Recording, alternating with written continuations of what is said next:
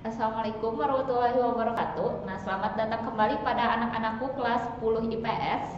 Kita bertemu lagi di mata pelajaran ekonomi. Nah, seperti biasa, video ini adalah video lanjutan dari video yang sebelumnya. Di video yang sebelumnya kita membahas mengenai elastisitas permintaan.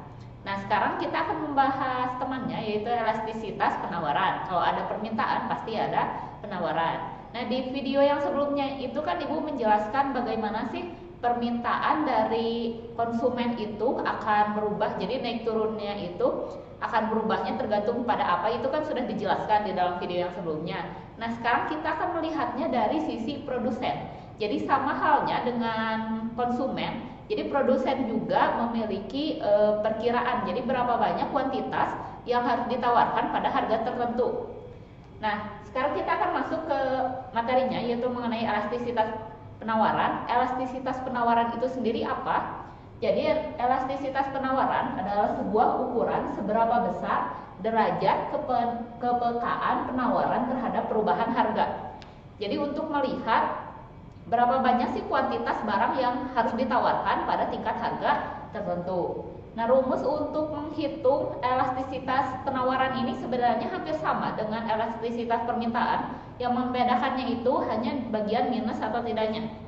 Nah, jadi kalau rumus elastisitas penawaran adalah ES, jadi singkatan dari elastisitas supply atau penawaran sama dengan delta Q dibagi delta P. Jadi nggak ada minus. Kan kalau di elastisitas permintaan itu adalah min delta Q dibagi delta P, seperti itu. Tapi kalau di sini langsung saja delta Q dibagi delta P dikali P per Q. Jadi rumusnya itu sama ya, yang membedakannya itu hanya minus atau tidak. Seperti itu. Nah, penjelasannya bisa kalian lihat di papan tulis. Jadi ES-nya itu ada koefisien elastisitas penawaran. Sedangkan delta P-nya masih sama ya. Artinya itu adalah perubahan harga, price. Ingat aja bahwa price itu ada harga. Terus yang berikutnya delta Q itu perubahan kuantitas. Yang P-nya harga di awal dan yang Q-nya itu adalah kuantitas di awal. Nah, bagaimana agar tidak lupa, bagaimana kalau kita menghitung yang kuantitas, yang elastisitas permintaan dulu. Nah, agar kalian tidak lupa, kan rumus elastisitas permintaan itu adalah ED sama dengan minus delta Q dibagi delta P dikali P per Q. Tuh, yang membedakannya itu hanya minus saja ya dengan rumus yang elastisitas penawaran. Nah, rumusnya itu atau soalnya itu seperti biasa ada harga dan juga ada kuantitas. Jika harga Rp5 untuk sebuah barang, maka kuantitas yang diinginkannya oleh konsumen adalah 8 unit.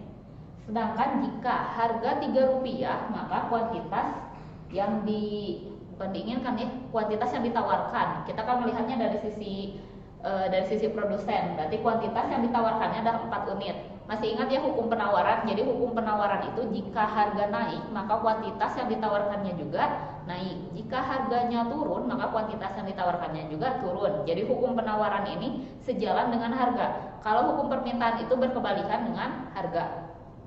Nah, ini kan kalau harganya Rp5 berarti kuantitas penawarannya jadi banyak ya, 8 unit. Kalau harganya Rp3, maka kuantitas penawarannya itu jadi 4 unit.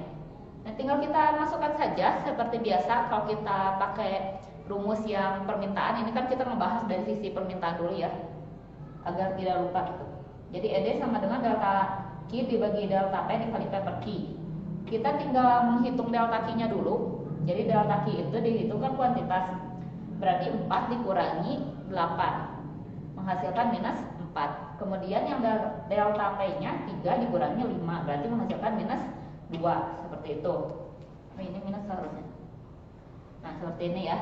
Terus min dikali min jadi plus ya, 4 dikali 5 jadi 20. Terus min dikali min jadi plus, 2 dikali 8 jadi 16. 20 dibagi 16 sama dengan 1,2. Jadi hasil akhirnya itu 1,2. Masih ingat ya di pertemuan yang sebelumnya, tadi video yang sebelumnya, bahwa jika lebih dari 1 berarti itu adalah elastis. Berarti di soal ini hasilnya itu adalah elastis. Nah, sekarang kita akan masuk ke materi macam-macam elastisitas penawaran. Sama seperti permintaan, jadi elastisitas penawaran ini juga ada banyak jenisnya, terbagi pada 5 ya. Yang pertama adalah penawaran elastis. Jadi sama saja seperti permintaan elastis, ciri khas dari penawaran elastis ini adalah hasilnya lebih besar dari 1. Nah, jika ada soal seperti ini, harga dan kuantitas, Jika harganya Rp5.000, maka kuantitas yang mampu ditawarkan oleh produsen adalah 5 unit. Jika harganya Rp7.000, maka kuantitas yang mampu ditawarkannya adalah 9 unit. Nah, tinggal kita hitung saja ES sama dengan delta Q dibagi delta P dikali P per Q. Kita cari delta Q-nya dulu, atau kuantitasnya, berarti 9 dikurangi 5 sama dengan 4. Sedangkan delta P-nya 7.000 dikurangi 5.000 sama dengan 2.000. Karena seperti yang Ibu katakan, sejalan ya antara harga dengan kuantitas. Jadi kalau harganya naik, kuantitasnya naik, maka hasilnya itu biasanya nggak minus. Kalau di soalnya itu nggak minus, pasti plus ya. Tinggal dikalikan saja. Ini kan 5.000 itu harga awalnya yang ini. Sedangkan 5 itu ada kuantitas awalnya. Berarti 4 kali 5.000 sama dengan 20.000. 2.000 dikali 5 sama dengan 10.000. 20.000 dibagi 10.000 sama dengan 2.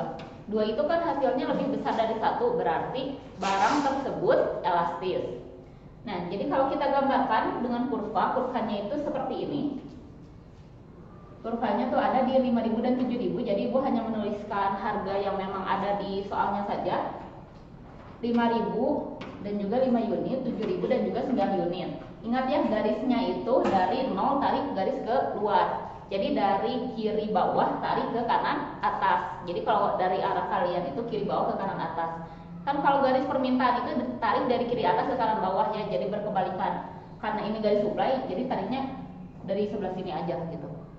Harus melewati kedua titik ini, jadi S. Itu yang disebut dengan kurva penawaran elastis. Nah, sekarang kita maju ke materi yang kedua, yaitu penawaran inelastis.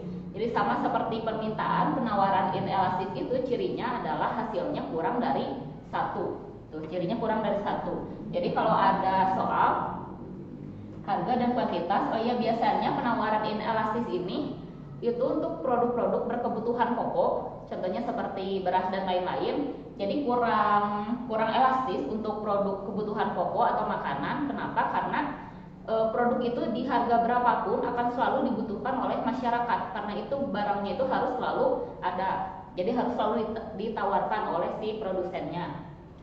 Nah, di harga Rp3.000, maka kuantitas yang mampu ditawarkannya 5 unit.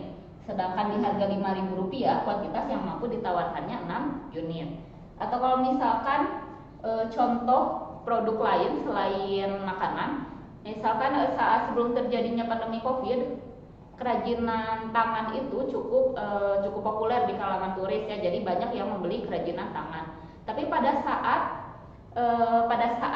turisnya banyak gitu, kan permintaan terhadap kerajinan tangan juga meningkat. Tetapi apakah produsen mampu menawarkan lebih dari yang biasa diproduksi? Itu kan pasti nggak bisa. Kenapa? Karena kerajinan tangan itu kan membuatnya cukup sulit ya, membutuhkan proses. Judulnya juga kerajinan tangan, pasti dibikinnya pakai tangan, bukan pakai mesin gitu. Jadi walaupun permintaannya meningkat terhadap kerajinan tangan, tetapi tetap tidak bisa menambah produksinya.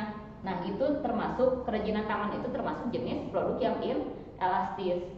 Seperti itu. Jadi kalau kita ngitung yang ini, ngitung soal ini sama dengan, jadi kan rumusnya masih sama ya. Berarti kita cari delta Q-nya dulu. Delta Q-nya dulu 6 dikurangi 5 sama dengan 1. Terus delta T-nya 5.000 dikurangi 3.000 sama dengan 2.000. Berarti 1 per 2.000. Nah, sedangkan 3.000 ini diambil dari harga awal, yaitu yang di sini 3.000 harga awal. Sedangkan yang 5 itu diambil dari kuantitas awal yang ini.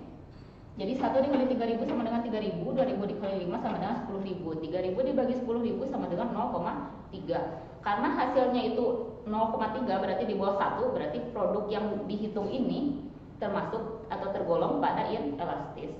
Nah, jika kita gambar kurvanya itu seperti ini. Jadi harga awalnya itu kan 3.000 dan 5. Berarti di harga 3.000 dan di unitnya 5. Sedangkan yang harga perubahannya itu 5.000 dan 6, berarti di 5.000 dan nah ini 8. 5.000 dan 6 sebentar ya. Nah, di sini ya 5.000 dan 6. Bentar, ada kesalahan gambar. Nah, di sini 5.000 dan 6. 5.000 dan 6. Nah, tarik garisnya juga sama seperti yang di atas. Karena ini menghitung penawaran, berarti kurvanya juga garisnya adalah kurva penawaran dari kiri bawah ke kanan atas, seperti itu. Nah, sekarang kita maju ke materi yang ketiga, yaitu mengenai penawaran elastis uniter. Jadi sama seperti yang permintaan sebelumnya, yang harus diingat uniter itu sama dengan 1. Jadi hasilnya itu sama dengan 1, atau permintaannya atau penawarannya tidak melebihi harga. Jadi sama dengan 1 atau sama dengan harga. Nah, rumusnya itu, soalnya itu seperti ini, harga dan kuantitas. Jadi di harga 5.000, maka kuantitas yang mampu ditawarkannya adalah 10 unit. Dan di harga 6.000, kuantitas yang mampu ditawarkannya adalah 12 unit. Kita hitungnya sama seperti yang lainnya, yaitu cari delta Q dulu. Delta Q-nya berarti 12 dikurangi 10 sama dengan 2. Terus delta P-nya 6.000 dikurangi 5 sama dengan 1.000. Jadi 2 per 1.000. Dan harga awalnya juga dimasukkan, yaitu harga awalnya adalah 5.000 dan kuantitas awalnya adalah 10. Berarti 2 dikali 5.000 sama dengan 10.000, terus 1.000 dikali 10 sama dengan 10.000. 10.000 dibagi 10.000 sama dengan 1. Jadi kalau hasilnya 1 pas, itu berarti barangnya itu uniter, termasuk kategorinya uniter. Nah, jika digambarkan kurvanya itu tinggal tarik garis yang S aja tanpa harus menggambar apa-apa, karena sama dengan 1.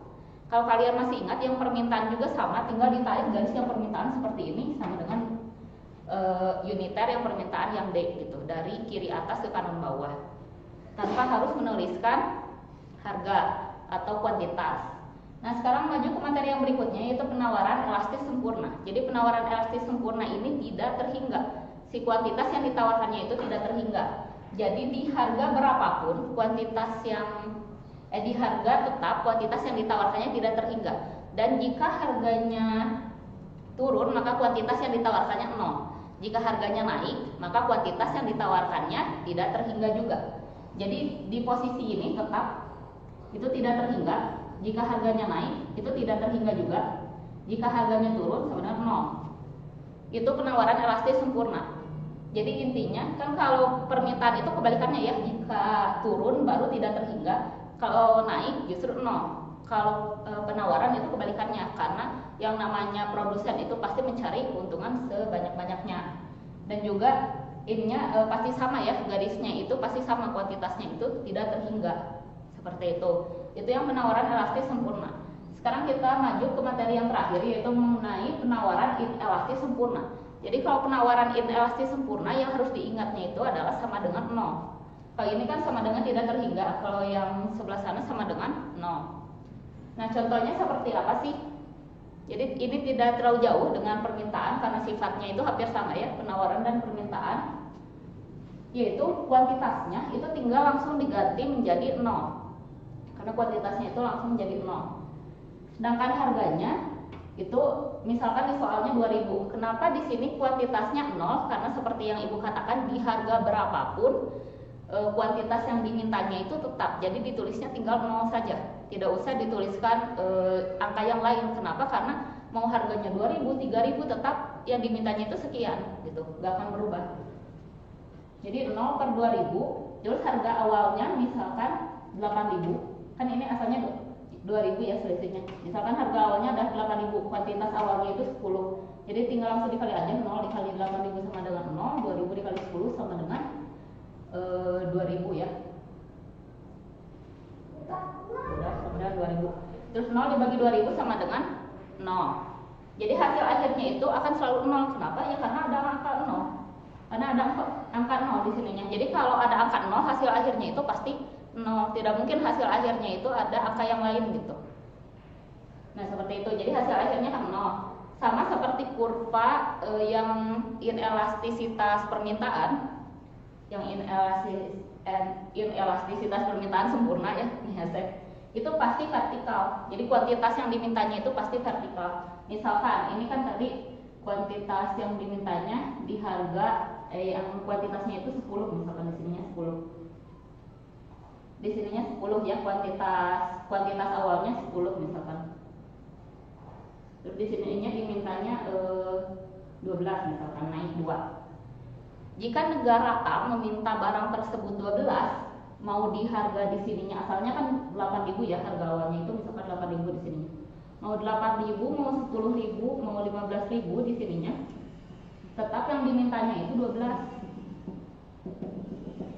Nah, kenapa garisnya itu kayak gini? Karena mau di harga berapapun yang dimintanya, itu tetap 12 kalau di kurva kalau di pembahasan yang sebelumnya yang permintaan. Berarti kalau di sini yang ditawarkannya tetap 12. Jadi mau pembelinya berani nawar berapapun tetap aja mampunya itu hanya 12. Tersedianya itu hanya 12 di produknya, seperti itu. Itu materi mengenai penawaran inelastis sempurna. Nah, segitu dulu materi untuk kali ini mengenai elastisitas penawaran. Jika ada yang ingin ditanyakan, silahkan tuliskan saja komentar Anda di kolom komentar Classroom ya. Jangan di kolom komentar YouTube karena Ibu lebih sering buka Classroom daripada YouTube gitu. Terima kasih yang sudah menonton video ini. Sampai jumpa di video yang berikutnya. Wassalamualaikum warahmatullahi wabarakatuh.